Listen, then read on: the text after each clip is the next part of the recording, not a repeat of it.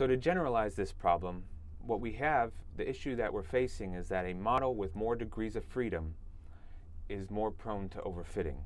And by degrees of freedom, we mean roughly the number of scalar parameters in our model, which we're going to call k in this lecture.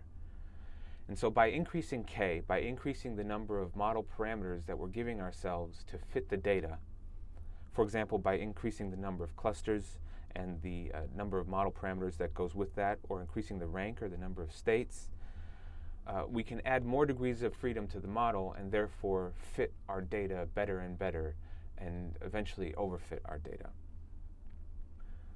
So what are some common solutions to handling this problem? The first two, which we aren't going to focus on in this class, but I still want to bring up, involve stability issues.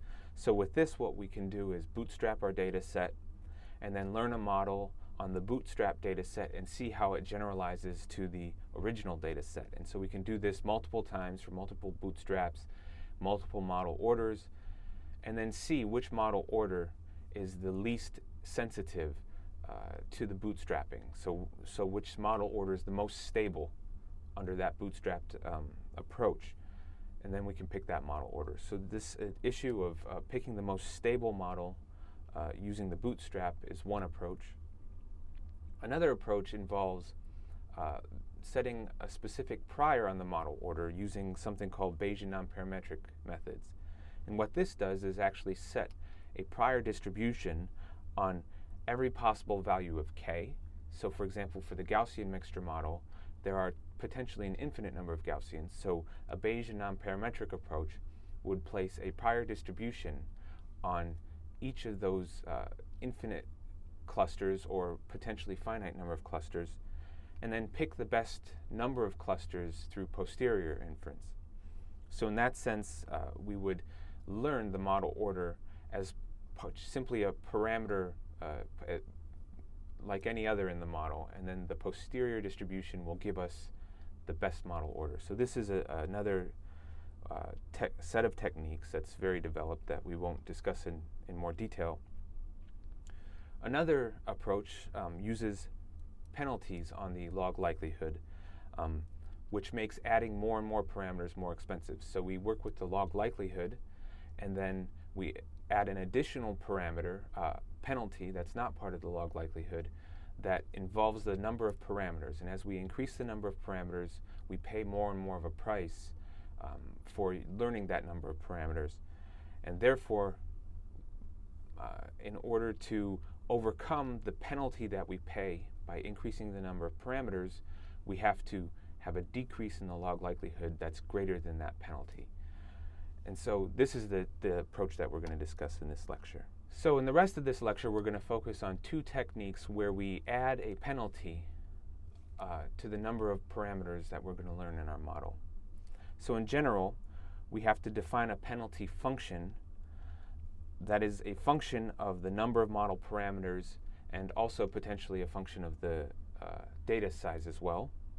And then instead of maximizing the log likelihood L, we're going to, in this case, minimize the negative of the log likelihood plus the penalty that we add. So typically these are presented with negative log likelihoods and a penalty that we now want to minimize instead of maximize. And so the two popular approaches in this set of techniques is the Akaike Information Criterion, AIC, and the Bayesian Information Criterion, the BIC. And so what the AIC does is it takes the negative log likelihood of the model, and it simply adds the number k, where k is the number of free scalar parameters that I can set, that I can vary in my model. So k is potentially a very large number. The BIC is a simple modification of that, where we take the negative log likelihood. So this is what we've been working with